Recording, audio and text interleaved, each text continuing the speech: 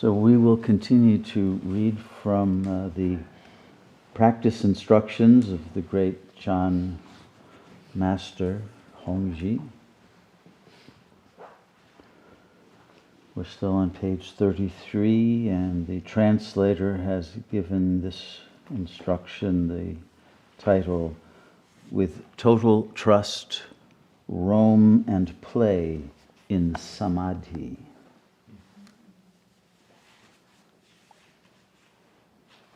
Now let's see what he really says. Empty and desireless,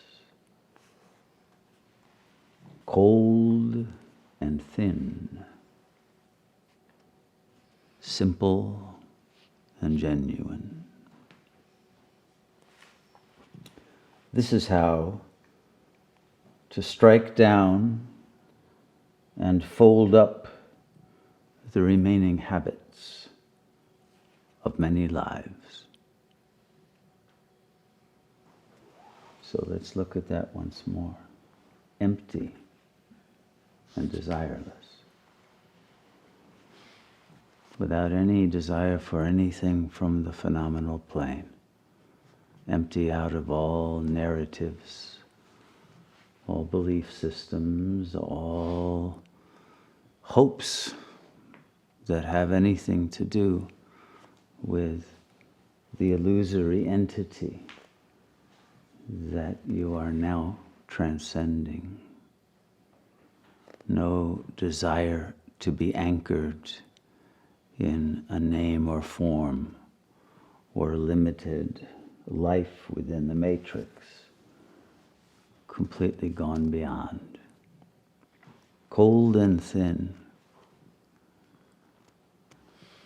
In other words, the Zen monk is not interested in being warm and cozy, but wants to be able to deal with whatever conditions arise without complaint, without excess, without need, without a sense of lack.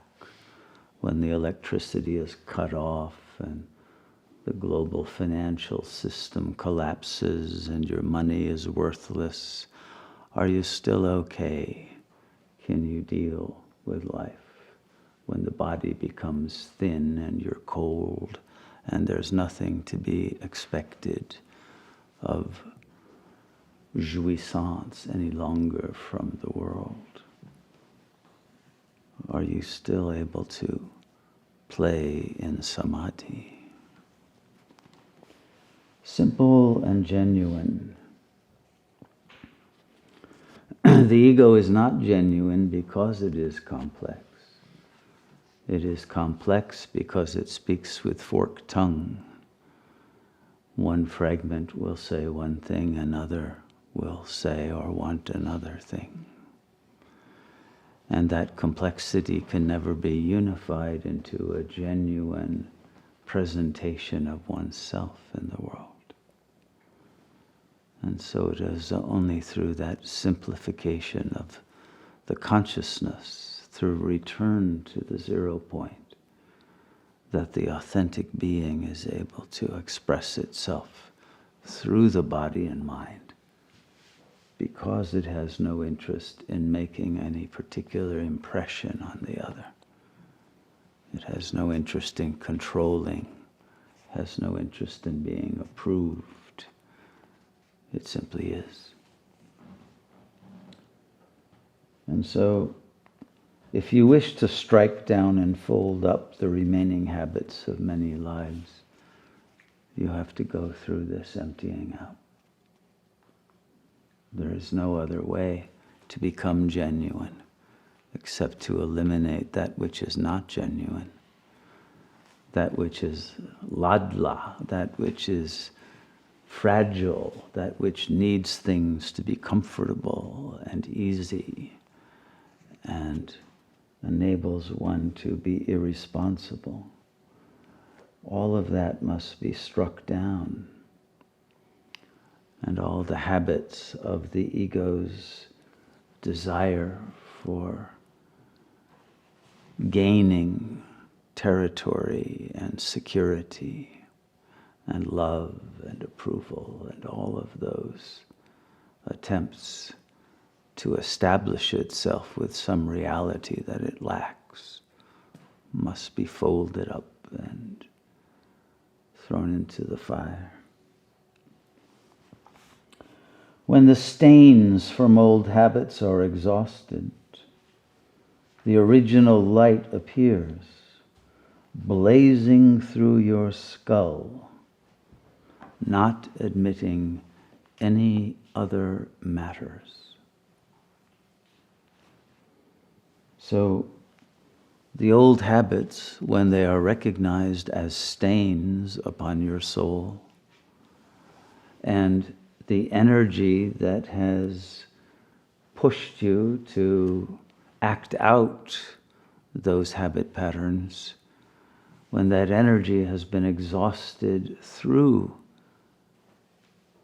your letting go, your striking them down, your having become simple and empty. When that has been achieved, then the original light appears. The original light of Shiva, the Buddha nature, the light of the Supreme Real blazes through your skull. Has everyone experienced that light blazing through your skull? Have you realized that light is yourself, your home, your abode, and is the very essence of reality itself?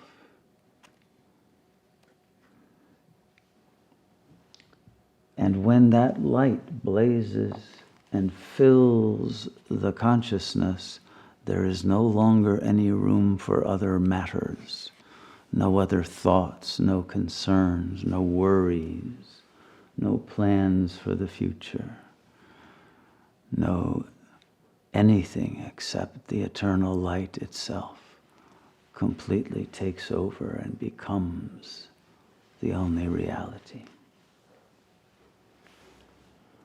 Vast and spacious, like sky and water merging during autumn,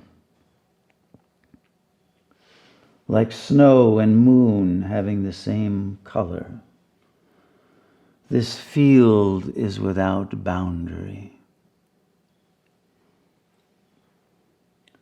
Beyond direction, magnificently one entity, without edge or seam.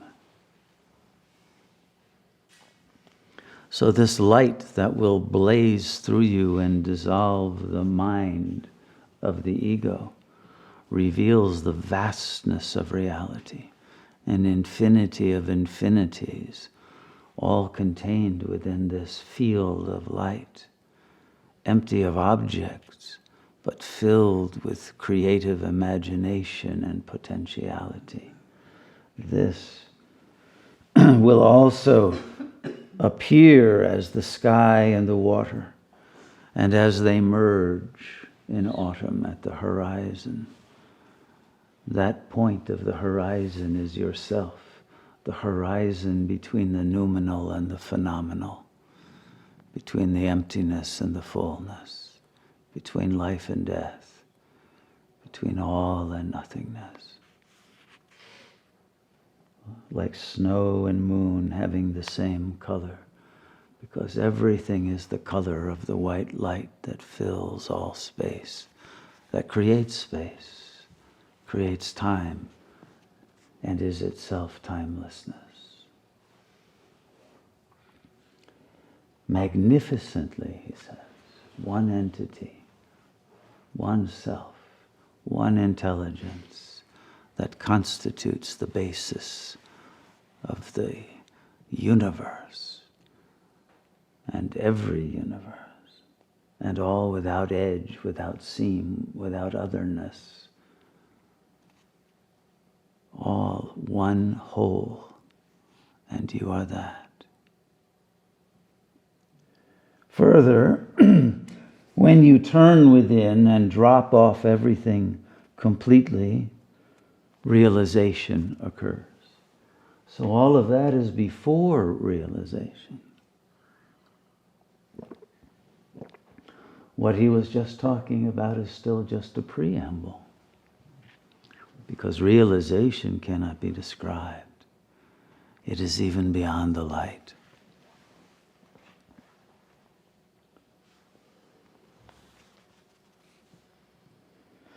Right at the time of entirely dropping off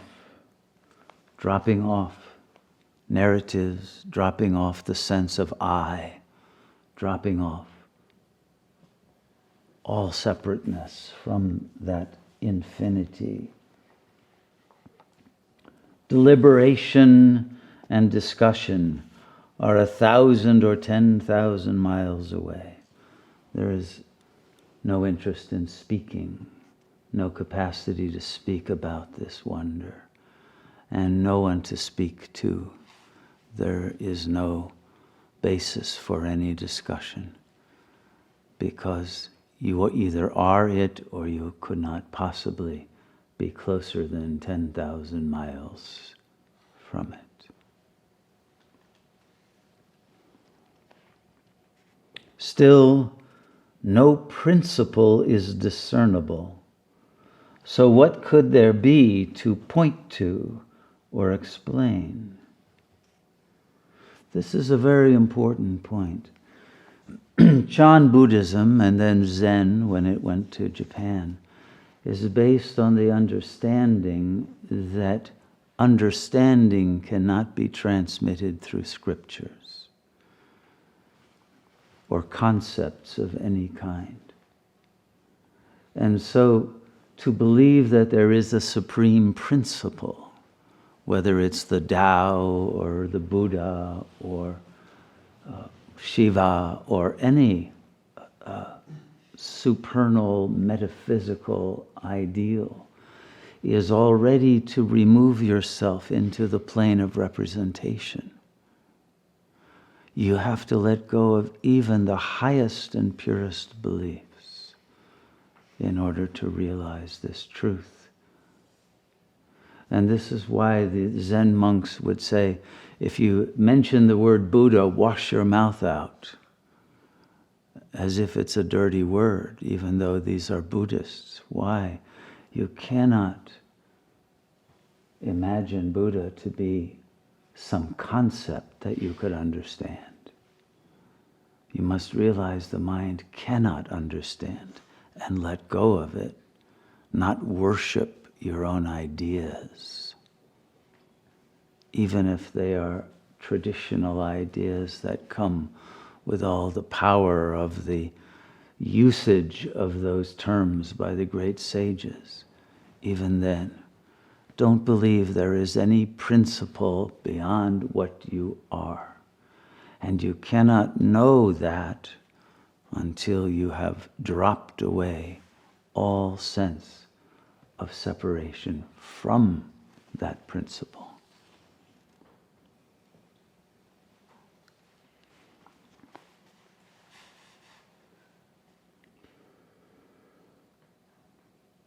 People with the bottom of the bucket fallen out immediately find total trust.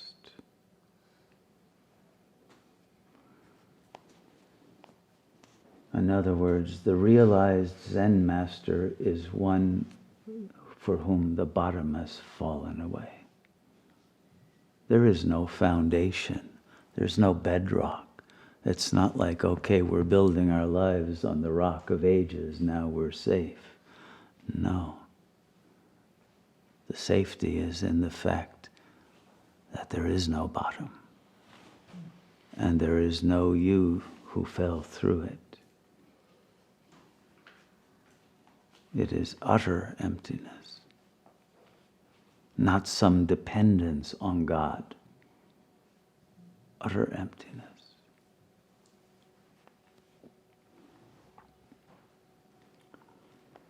And it's only in that state that one finds total trust.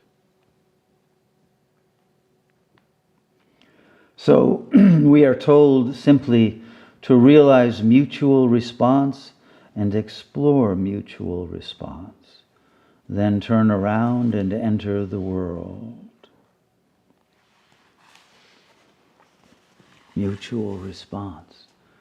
We have entered into non-duality, and yet there is still mutual response. The Absolute responds. The bottom falling out is the response. One's allowing that free fall is the mutuality. One becomes itself that fall, that freedom that is the emptiness. And there is a mutuality then between phenomenal and noumenal, a complete interpenetration without obstruction, a complete recognition of the perfection of all that happens. Even when something happens that seems like it made the bottom fall out of your life, nothing has happened.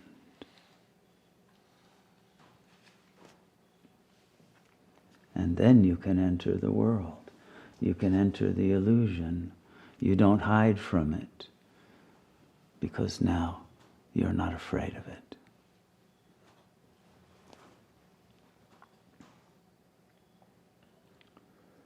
Roam and play in Samadhi. This is what Ramana spoke of, Sahaja Samadhi. That Samadhi that is so natural, there is no need to meditate any longer. There is no one to meditate. You are that which is to be meditated on. And then you roam and play in total freedom. And your responses are that mutuality in which Shiva and Shakti dance in the cosmic play. And everything is beautiful. Everything is magnificent. Everything is a perfect expression of the one power. Every detail clearly appears before you. Your consciousness is heightened. You are totally in the present. Every moment has infinite preciousness and perfection and significance, because it is the manifestation of the intelligence of the supreme reality. And you are part of that, playing with that.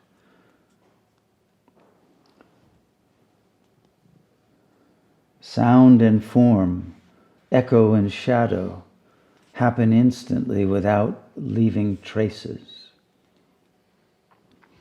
The world's texture, the fabric of reality itself, the light and the dark, the pain and the pleasure, the high and the low, all of the permutations of the phenomenal reality that make up the code of the language of God speaks and instantly is realized in its depth of meaning moreness, without leaving any trace of thought behind, any trace of what was meant by that, or how should I deal with that.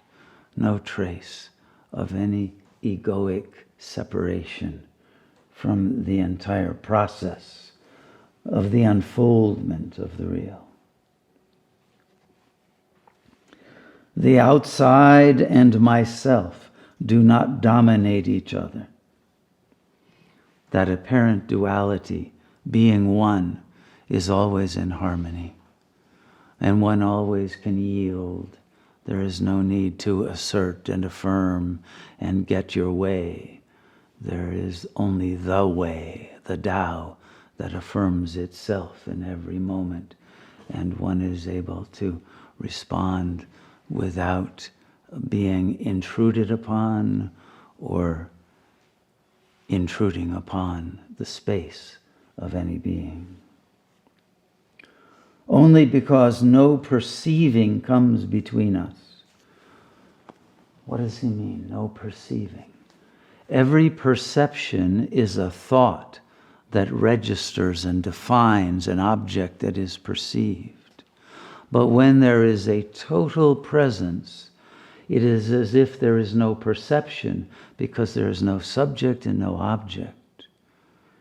There is only the unfoldment itself that then goes on smoothly, without frustration, without demand, without glitch. Only this, non-perceiving, encloses the empty space of the Dharma realms, majestic 10,000 forms. We are in the Dharma realm, the Dharma Dhatu. All is sacred.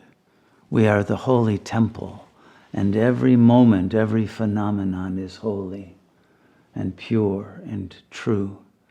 And in the reality of that freedom from ego thought, everything appears in the way that it is meant to express the Dharma in its most majestic, ultimate capacity for potentiating itself into 10,000 forms.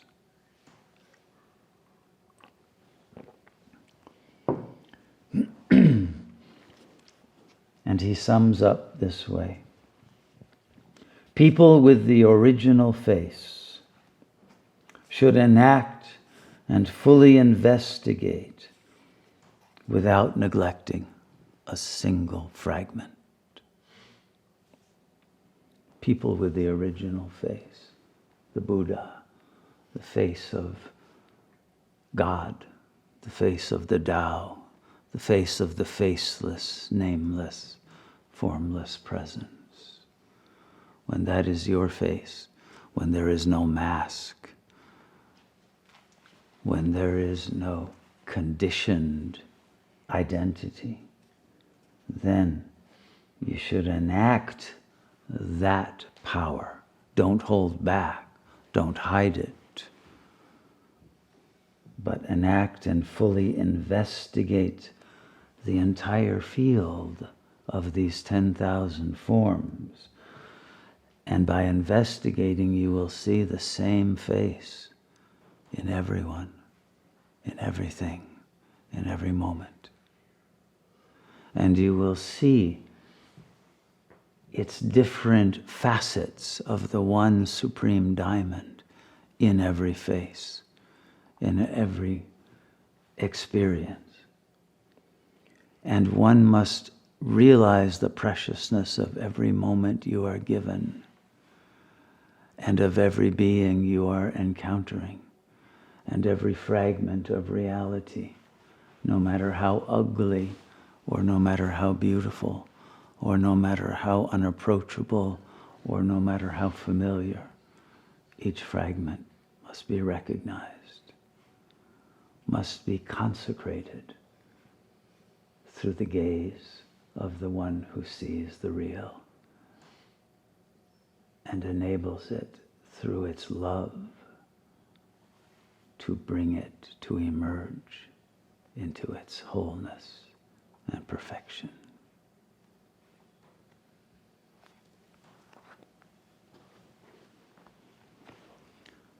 May we all wear our original face and no other.